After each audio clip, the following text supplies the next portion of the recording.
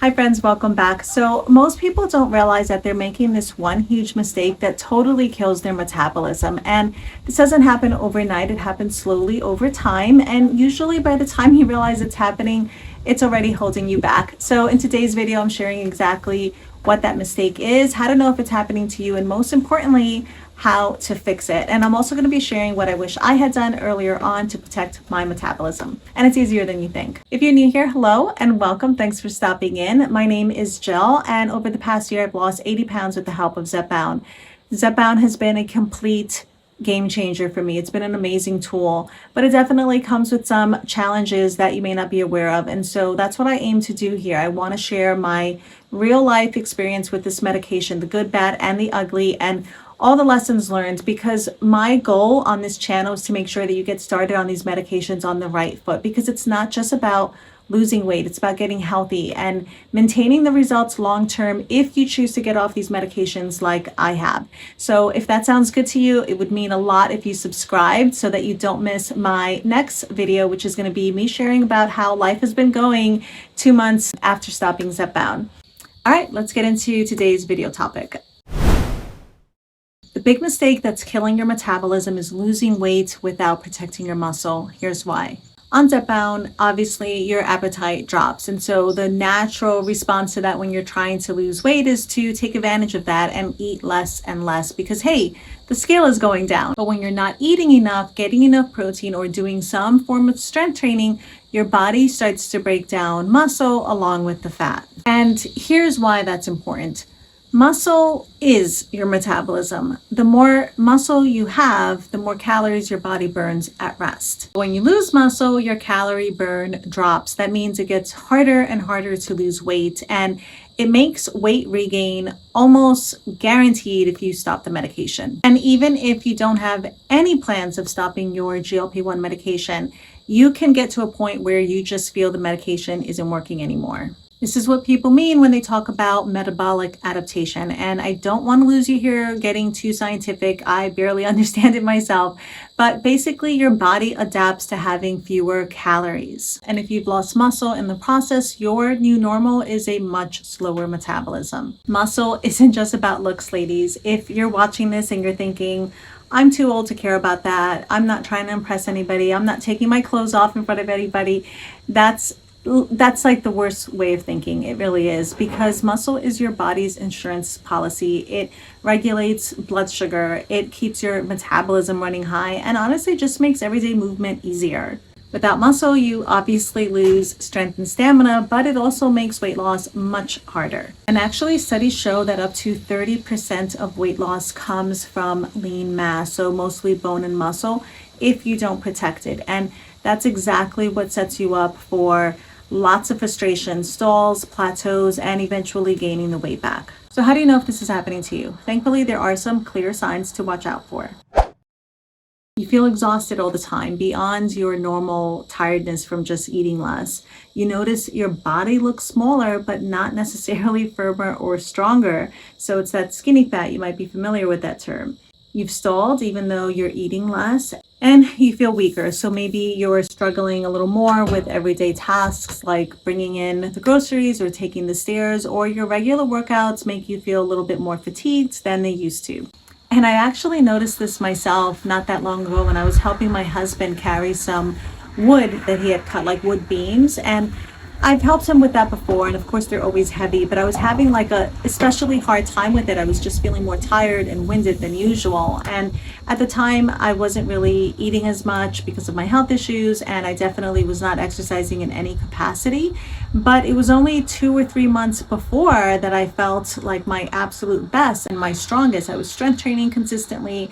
I was practicing progressive overload, so I was making sure that I was lifting heavier or doing more reps. And so to go from that to having a really hard time helping him carry and we were just like on the first log.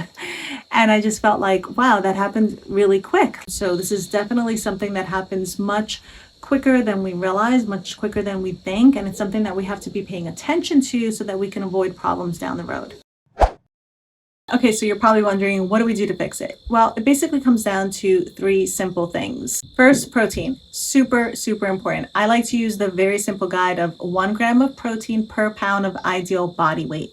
My ideal body weight is 130 grams, so I aim for 130 grams of protein. Doesn't mean I'm perfect with it every single day, but it gives me a number to aim for. Now, a lot of people think that as you get older, you just don't need as much protein, but it's actually the exact opposite. As you get older, you need more protein to protect your muscles, especially if you're not doing any form of strength training. Things like eggs, egg whites, chicken, cottage cheese, Greek yogurt, protein powder. Those are really my go-tos and how I make up the majority of my protein intake. If you're struggling with your appetite and you're not feeling very hungry, then you want to make sure that you're focusing on concentrated forms of protein. So there's all kinds of high protein snacks and foods, right? Things like high protein bagels and high protein pasta. And those are fine, but they don't have the best calorie to protein ratio. So things like chicken breasts and white fish like tilapia, those are going to be your best friends. And of course, if you're really struggling,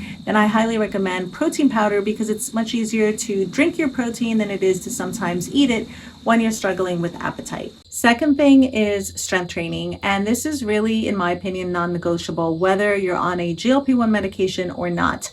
If you are a woman over 30 years old, then you just need to make this a part of your life. And you don't need to live at the gym in order to see benefit. Just 2 or 3 sessions a week can make a huge difference. And what you want to do is focus on simple functional movements. Things like squats, lunges, and push-ups are really good.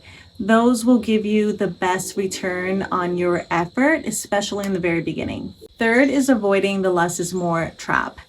Eating less doesn't necessarily mean that you'll get faster results. It just means that you're stressing your body out more. It may work initially in the short term, but I promise you that if you continue that way, it will stall out your metabolism and it will lead to a pretty significant plateau.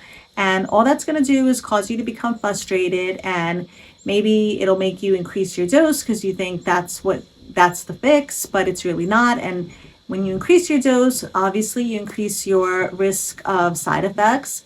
It can also just cause you to get frustrated to the point where you just give up and you just don't want to be on the medication anymore. You think, nothing works and you're just a lost cause and your body is broken. And it's not a good place to be in. This is by far the most common mistake that I see people on GLP-1 medications make. They're just simply not eating enough. Sorry for the change of scenery, guys. It's just getting a little too loud on the porch. So earlier I had said I would share what I wish I had done to protect my metabolism, and that is reverse dieting. Let me explain. So I've actually done really well with the 3 points that I mentioned earlier: the strength training, eating enough protein, and avoiding the less is more trap. But nonetheless, at about 10 months into my journey, I hit a 3-month stall and I just would not budge. It didn't matter what I was doing. The scale was just not moving. I would gain and lose the same 1 or 2 pounds, but I was basically stuck at like 150 pounds. And so I started to feel that that was my body's new set point, that's just where it wanted to be. And there wasn't really much further that I can take it. I found out about reverse dieting through a podcast that I was listening to, and it intrigued me and I started doing more research on it. Basically, it's just the idea that instead of being in a deficit, you slowly increase your calories up to maintenance and you stay there. You kind of hang out there for a little while to give your body a break. So eating at maintenance basically means you're just eating enough calories to make sure that you're not losing weight, but you're also not gaining weight. You're just like on cruise control, right? And so it sounds pretty easy, and it is, but the challenging part with that is that when you're on a weight loss journey, it feels counterproductive to not be losing weight, especially if you're on a weight loss medication. In hindsight, what I should have done was reverse dieted and got up to my maintenance calories, hung out there for a couple of weeks. And yes, I would not have been losing any weight, but I wasn't losing any weight anyway. And it would have given my body a chance to just kind of recalibrate. And I know it may feel like you're not making progress because you're not losing any weight. And if you're paying for these medications out of pocket, they're expensive. They cost an arm and a leg. So I totally understand the incentive, like the pressure to hurry up and lose the weight. I totally get that. But if you just decide to power through anyway, you could end up being stalled either way, even if you're in a calorie deficit. So I feel like it's probably better to give your body that rest that it needs so that you can go back into a weight loss phase and actually lose weight.